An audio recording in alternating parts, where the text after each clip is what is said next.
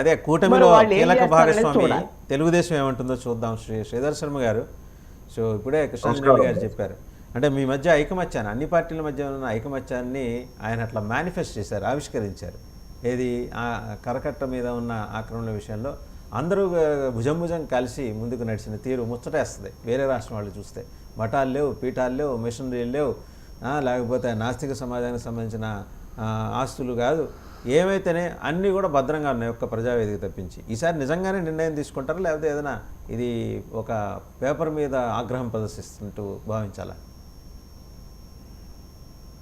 యాక్చువల్గా మీరు చెప్పినట్లుగా మన ప్యానల్లో ఉన్న మెంబర్లందరికీ ముందుగా అభినందనలు తెలియజేస్తూ, ఆక్రమణలు అనేది అతీతమైన ఒక వ్యవస్థ.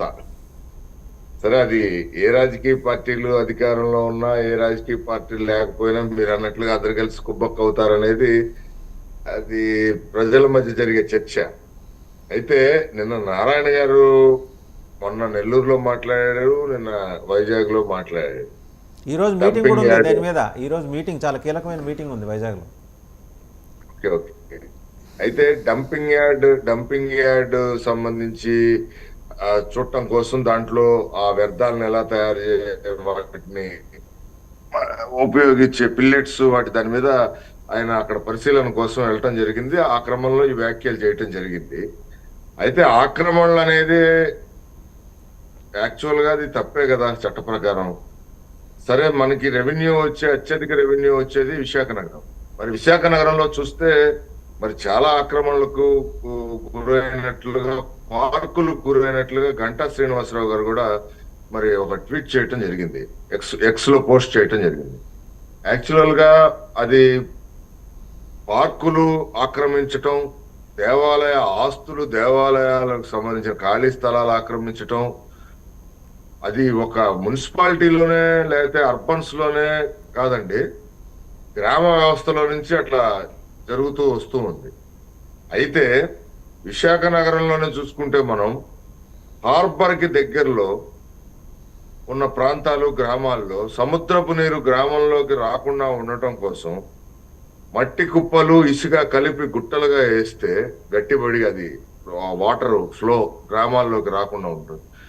చివరికి దాన్ని సెజ్జులలో గుంతలు పొడవటం కోసం అని చెప్పి ఆ మట్టి ఇసుకను కూడా గత జగన్ గారి ప్రభుత్వంలో తీసుకెళ్లడం జరిగిపోయింది. ఇప్పుడు అవి గుంతలు అయిపోయినాయి. అంటే చూడండి, ఆక్రమణకి కాదేది అతీతం అని.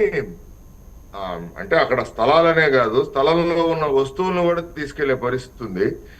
మరి హైదరాబాద్ లో మన మిత్రులు రామాంజనేయులు గారు చెప్పినట్లుగా హైదరాబాద్ లో ఒక ఐపీఎస్ ఆఫీసర్ ని దానికి పెట్టడం, దానికి రంగనాథ్ గారు అని ఆయన ఉండటం, ఐపీఎస్ ఆఫీసర్ స్ట్రిక్ట్ గా ఫాలో అప్ చేయటం, ఇవన్నీ జరిగినాయి.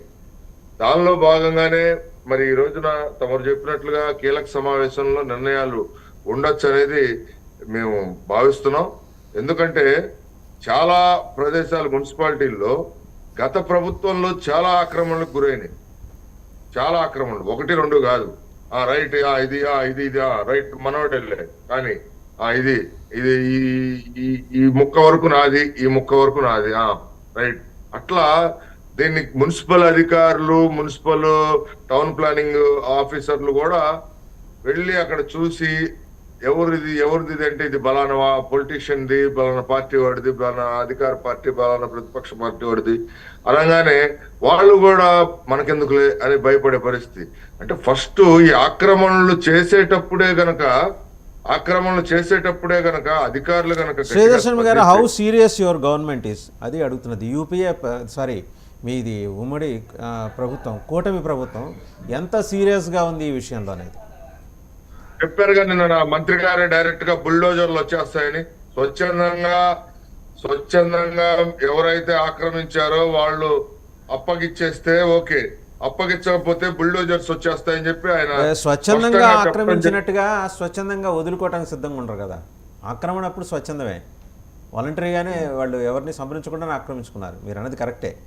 కానీ ఇప్పుడు స్వచ్ఛందంగా వదులుకోవాలంటే మరి గవర్నమెంట్ తెలంగాణ తరహాలో స్ట్రింజెంట్గా ఒక వ్యవస్థను ఏర్పాటు చేయకపోతే అంత సులభం కాదు.